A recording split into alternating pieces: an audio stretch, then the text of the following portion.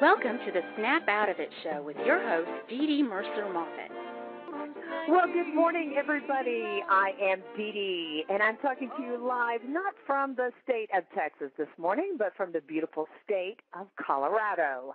I am out in the beautiful Breckenridge, and so I've got this fabulous house that we are renting for about 10 days. Beautiful, beautiful windows. So you should see this view, just this mountain view, these beautiful trees is absolutely fantastic. And speaking of fantastic, we have a fantastic show for you today. We're going to be talking with Rob Wergin. He's a master healer and spiritual teacher. And just by coincidence, he is also from Colorado.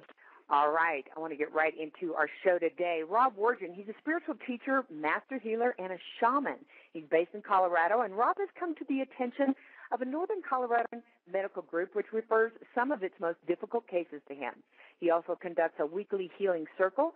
Not only does he offer healing on the physical level, but also on the emotional and the spiritual realms as well.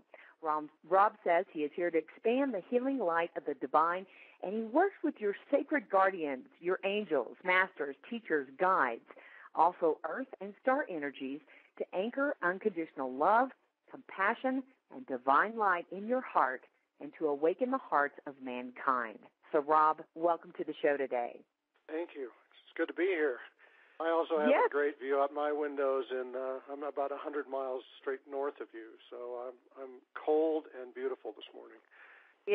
We've already been on our walk because we are traveling with 3 of our dogs, and so we have 2 dachshunds and 1 lab, and so we go on this walk, and they love it. They absolutely love it. My husband is trying to convince me that it's the best thing for the dogs and us to move here. I would agree. Well, as we were just talking before the show, it's a little painful for me right now because I'm not acclimated, and I drink a ton of coffee, and I don't drink a lot of water. And that is just the opposite of what you want to do when you're in the elevation, correct? That is correct. No alcohol either, which is always fun. Yeah, well, I quit drinking about 2.5 years ago, so that's not an issue to me. But I remember when I would come out here skiing and out in the steamboat area too, and would be drinking the wine and trying to also acclimate. So that was not fun at all. But let's talk, Rob, about you and your healing work. This is transformational and spiritual healing and shamanic healing. And I want to ask you, what is shamanic healing and how does it work? I believe that shamanic healing is probably the most misunderstood expression. A lot of people, when they hear the word shaman, think of voodoo and dreadlocks and rattles and beads and snakes and all of those things. And actually, shamanic healing is the oldest form of healing on the planet that I'm aware of. And most people don't know this, but acupuncture is actually formalized shamanism. And so shamanic healing basically is working with the energies of the body and aligning them with the energies of the earth and the energies of the divine. And when you're in harmony with the divine and the earth, your body starts to heal and becomes in tune, and the vibration changes, and the energies in the body that are not in your best and highest good can't survive a strong vibration, so they leave. So, that's basically what shamanism is, and it's a really misunderstood term, and I actually have a lot of people that don't come to me because they're afraid that I'm this weirdo, and that's why I put my picture up on my website so people can see that I look like just about anybody else. You do, and actually, you were a CEO for the majority of your adult life.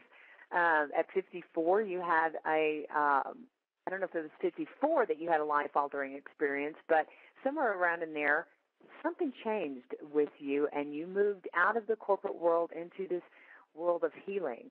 What was it that caused that pivotal change for you?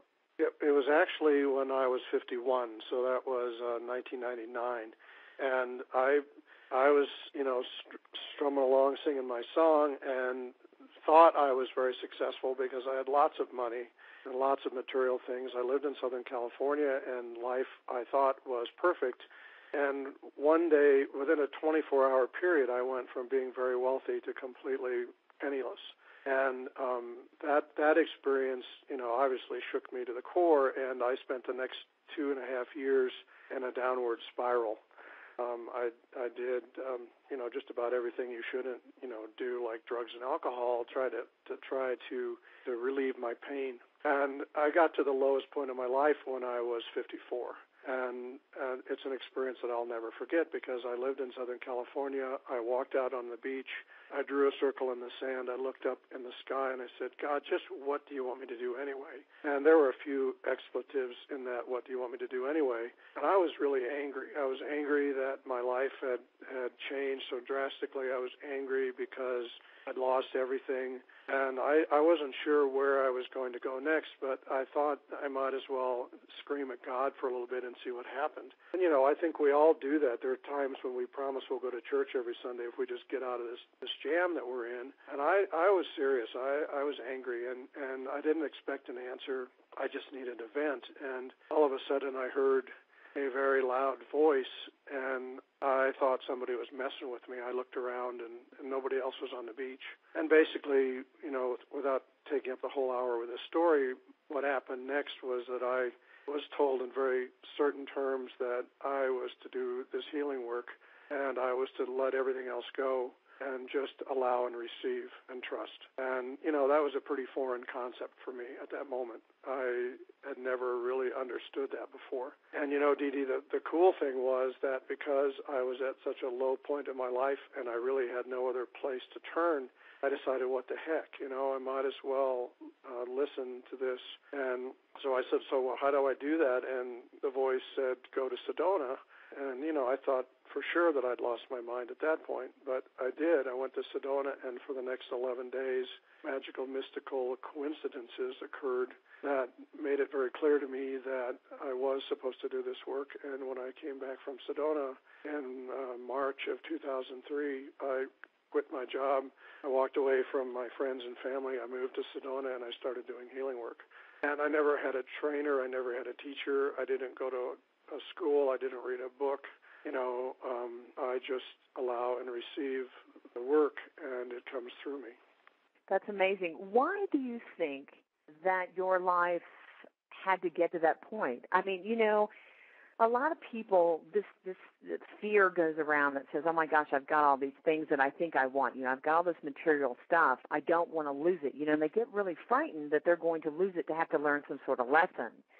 What's your thought on that? Why did you have to go through so much pain? Well, what I believe is that my life experiences up until that point were so amazing, and my pain was so amazing, and it taught me kind of the opposites. I had it all, and I had nothing, and it really taught me what that felt like. And so what I know now is that every person that I see for healing work, I pretty much understand where they're coming from because on some level I've been there. I've either been through a really ugly divorce, or I've really had a really bad disease, or I've been poor, or I've been on drugs, or done alcohol, or all the things that I did really taught me to be compassionate to the people that come to me. Because I didn't just do this from some silver spoon. I've felt everything most people have felt. And what I know about fear is that animals use fear to move forward. You see a rabbit and it runs like heck when it sees you, or you see a deer and it takes off. Animals use fear for the energy of fear to move, and humans use the energy of fear to freeze. And if we would just understand that the energy behind fear is really amazing, because it can propel you forward into something else. And what I also know is that when you get to the real fearful point is when you're getting really close to a transformation. And so instead of looking at fear as something horrible and, something to avoid, I like to use the energy of fear to propel myself and to propel my clients forward, because it's a really powerful energy, and I know that that's what it's meant for. It's not meant for us to stop and freeze and start to shake and dive into the swamp and start to worry and spiral down. So I like fear, actually.